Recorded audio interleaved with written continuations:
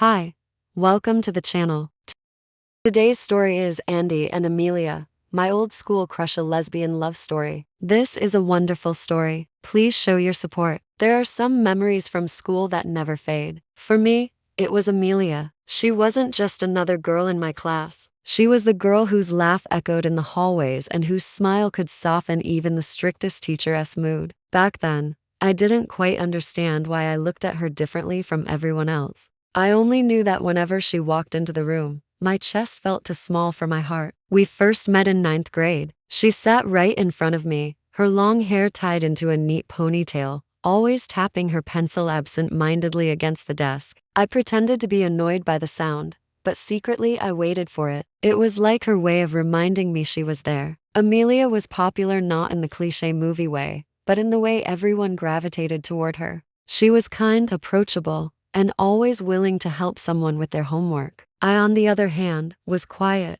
preferring to stick to my small group of friends and sketch in the margins of my notebook. Our worlds weren't supposed to collide, but somehow they did. It started with small things. She'd ask to borrow a pen from me. She'd turn around to whisper a joke during class, and I'd struggle not to laugh too loudly. One day she noticed a doodle I was working on, her name written in elaborate designs I hoped no one else would ever see. My face turned red, but instead of teasing me, she smiled and said, "You're really good at drawing. You should make me something." That was the first time I ever gave her a piece of my art. It was just a simple sketch of a sunflower, her favorite flower, but she treated it like I'd handed her treasure. "It's perfect," she whispered, placing it in her locker. "Thank you, Andi." From then on, our connection deepened. Sometimes during class when I got bored or the teacher droned on, I would take tiny pinches of air, hoping the sensation of her soft skin under my fingers would carry me through the lesson. After school, we'd sometimes walk home together. She lived only a few blocks away from me,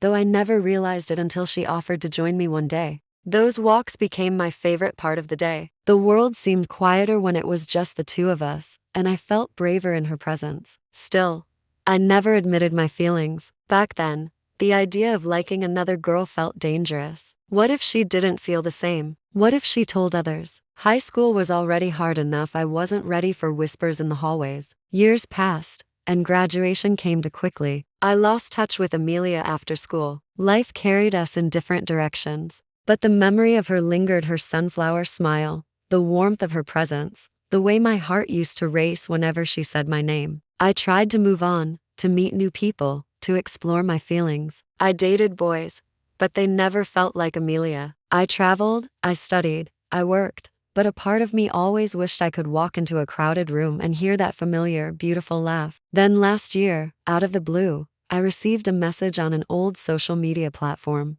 It was her. Hey, it read, "Are you going to the school reunion next month? It would be great to catch up." My heart skipped a beat. Of course, I went to the reunion. It was held at a local bar, and when I walked in, I wasn't expecting much, just old faces, awkward conversations, maybe a free drink or two. But then I saw her, Emilia, standing near the back, her laugh exactly the same, her eyes just as bright. For a moment, it felt like I was 15 again. She saw me too, and to my surprise, she smiled that same sunflower smile and walked straight toward me. "Andi, wow, it's been forever," she said, pulling me into a hug that felt both strange and achingly familiar. We stood there for a moment, and when we pulled away, I could see the question in her eyes. I looked down at my hands, suddenly self-conscious. You look great," I managed to say. She laughed, a beautiful, melodic sound that chased away the years between us. "So do you. You haven't changed much."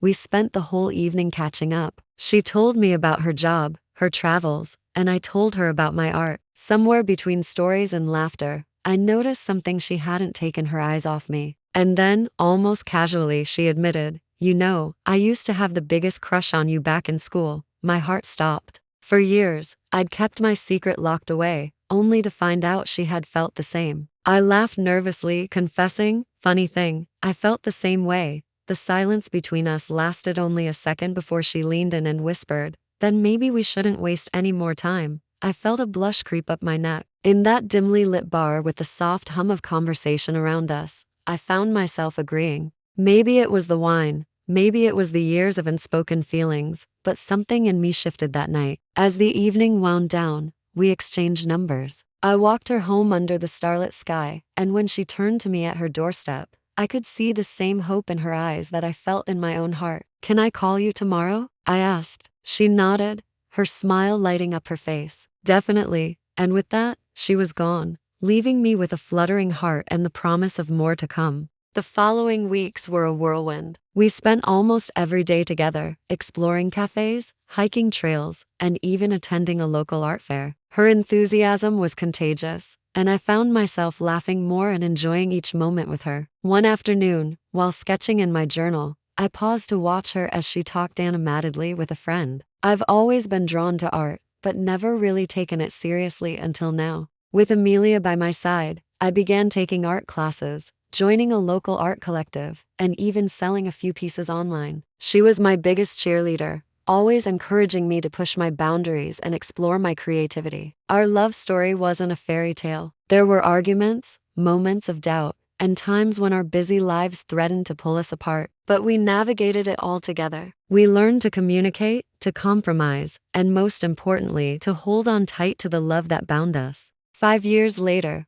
life had come full circle. We were still together, still learning, still growing. The quiet moments, like sitting on a park bench watching the sunset or sharing a cup of coffee in the morning, were the ones I cherished the most. They were a reminder of how lucky I was to have her in my life. Now, as I look back on our journey, I realize it wasn't just about finding love, it was about finding myself. Emilia believed in me even when I didn't believe in myself. She saw something special, something worth fighting for. And because of her unwavering belief, I found the strength to pursue my dreams and become the person I always wanted to be. So yes, Emilia wasn't just my old school crush. She became something more. She became the proof that sometimes the love you thought you missed out on was simply waiting for the right time to bloom. And as I sit here watching her sleep peacefully beside me, I know I wouldn't trade our story for the world. Thank you for listening to my love story. If you like this story, please leave a comment and share it with your friends. We will continue to bring you heartwarming stories like this one. Thanks for watching. See you next time.